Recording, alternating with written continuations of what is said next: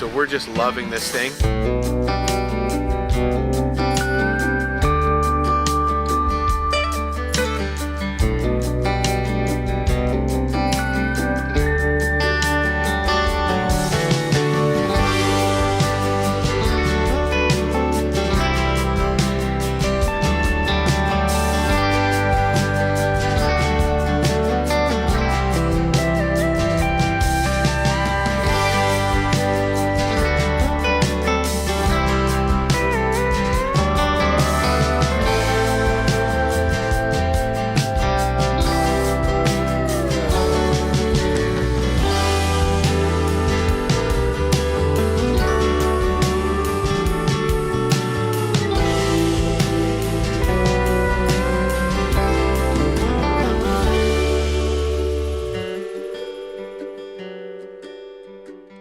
Okay, so there are a few things I want to go over on the Pando 2.0 Teardrop camper.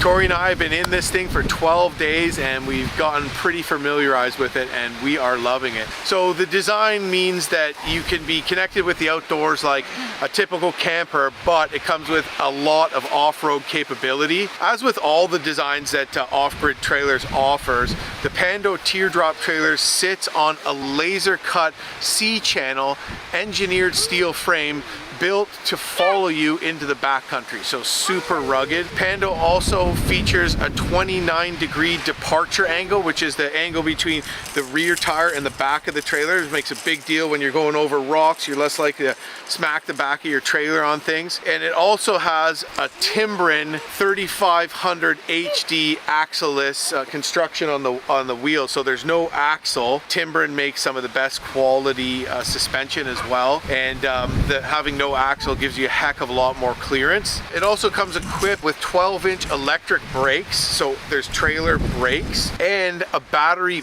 backup breakaway system to keep you controlled and safe on the trail. So pretty awesome. Anyways, the Teardrop trailer cabin, so inside, boasts an aluminum subfloor and is enclosed in an environment-proof one-piece aluminum skin wraparound roof featuring CNC cut rigid foam insulation and a 10-speed reversible roof fan. The climate inside your trailer remains comfortable regardless of the conditions, and Tori and I have been noticing that. And between the roof fan and the propane heater, you can use the two so that too much condensation doesn't build up inside and keep it nice, dry, and comfortable inside, which is very cool. Pando also comes equipped with 4 USB ports and interior LED lights, and includes an electrical system that features an accessible and removable wire track for easy electrical wiring access. The integrated rear galley water channel management system and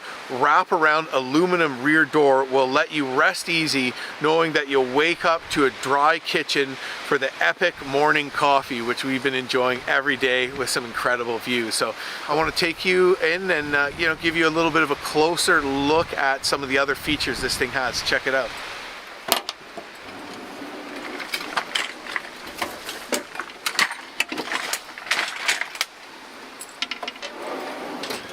Comes with a stove right there. The stove is plumbed directly to the propane. Comes with a 10-pounder. We brought an extra 20-pounder, which we are now on, and just connect it with an extension. This receptacle to hold the propane is meant for a smaller 10-pound tank, but yeah, we've been used it sparingly, and we did top it up once, but I think we topped it up with maybe 4 pounds or something. So basically we're looking at 12 days until we switched over. This is fun. Awesome sound system back here, and the speakers are great. Well, there's a country boy named Johnny B. Good. And all these doors lock just like that. Great fridge back here as well. Another thing this has is a secondary fridge slash freezer, which is just great because, again, stores a lot of food, keeps it cold, keeps it frozen. We kept salmon frozen pretty much since Labrador City. Just thawed it out for dinner last night, so that's been great. Slides right out, and this locks it into place. So if you're hitting the trail, this is completely bolted in and locks in. It's not going to move around, bang around in there. And this puppy here A lot of space in there. You got your freezer in here. Got some moose sausages to eat up in there. That should be dinner tonight. Perfect. And the way that fridge slash freezer works is you can actually set it so the whole thing is a freezer, or the whole thing is a fridge, or you can set it so there's a freezer and a fridge. Amazing. Got a little more storage under here, but also that's one of 2 water tanks. Second water tank is down below, which is reinforced with this skid plate here, and the sink just drains right onto the ground, so we just bring a collapsible bucket for gray water. Little thing here to hold your soap. Sink here folds down. There's actually a thing that sits on top of the sink as well, so you can store stuff in there. And this here is right where your water heater system is here. The gas comes in here, that feeds the stove directly, so you don't need to unhook the tank and hook it into the stove. It's just really good to go. And then yeah, your pump here, your light here, because this is also a shower, and this is your water heater. You don't wait for the water to heat up. You crank this up, it lights it, and it pretty much heats your water up right away, which is a super cool system. It heats it just using the propane gas. And then this comes out here like that. You wash off your boys, whatever. So yeah, that's your water system in there. You have another awning right here that folds down, and you can have privacy, so you can have a nice enclosed shower, which is pretty cool too. Maybe for a little warmer times of year, but you know, or if you're just really in need of a shower, you can brave the chillier temperatures, but that water comes out nice and warm. The propane, on top of running the hot water, of course, runs the heater inside, also uses the batteries, and there's a top vent as well. So what you do is you set the top vent at the heat and the heater so they both work together, and that way you don't get condensation in there, because like in anything, if you're inside with the heater running, you know, just your breath and all that is going to create a lot of condensation on the walls. So this you can set up to be nice and warm, and you can set the thermostat on the vent, so when the vent will run and it'll draw that condensation out, and then the heater will kick in after the vent turns off and keep it warm as well. So you can have a nice dry environment in there as well if you set the heater and the top fan properly. Also, the top fan can blow in, so you can set it to go either ways if you want to cool down and just have get some air in there too. So we've been finding that really good, just to get a nice comfortable dry sleep. And of course this thing is, you know, gets you completely out of the elements too. So really awesome little sleeping setup too, on a queen size bed. Sleeps our entire family with the 2 little kids, so pretty cool. And now I'm going to show you a little bit more of inside the trailer as well. We got the heater switch here. Heat comes out of here. Tons of storage. Amazing amount of storage inside here. You got these little shelves here. They pop up like this. Look at that. Pretty sweet.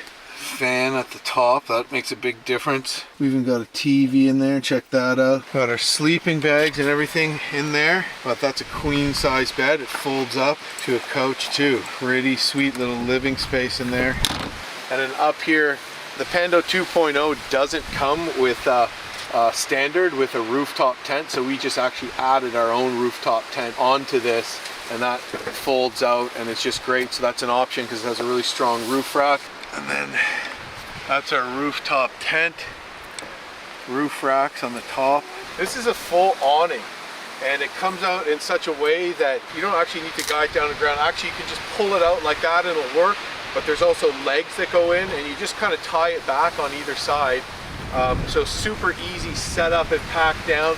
When it's raining, you don't need to bungle the tarps. You get this out, you get out of the rain quickly. So that's a really great option, is to have this awning with walls that zip onto it, because it's just another additional great shelter option, so you can have more area that's out of the wind and weather, keep you warm, great for the kids and all that.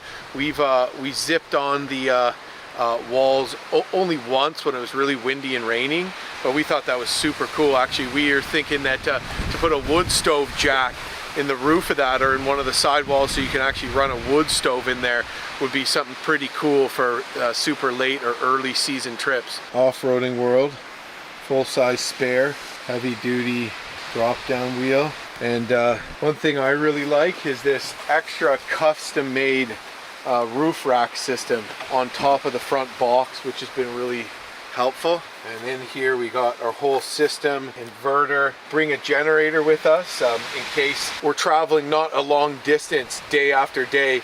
It's nice to bring a generator because these batteries will charge off the trickle charger from the truck itself as you drive, but if you're not driving as far, they might not get enough time to charge. So we brought a generator, and that will help us charge the batteries if we're going to stay put and we don't actually have a site where we can plug in, which this whole trip we've stayed, this is one of 2 sites where we stayed where we actually have access to power and services like that, but a lot more storage space in here as well. We brought just a jumper pack and air compressor as well. Yeah, we got a siphon, we got chains, we got jumper cable, come along, booster pack, generator. We don't need a generator that's super powerful because we're just using it to charge the batteries. A couple outlets here too, which is quite convenient. 2 really good batteries. Full tire plug kit. Even brought a little soap and a little basin so we can find where that plug is easily. And a can of puncture seal too, which will get you out of a bind. Simple to use system, just one switch right there. Here, if you do come to a site where you have power and you don't want to run it off your batteries, you just plug it right on in like that. That'll charge the unit and run everything you need to run.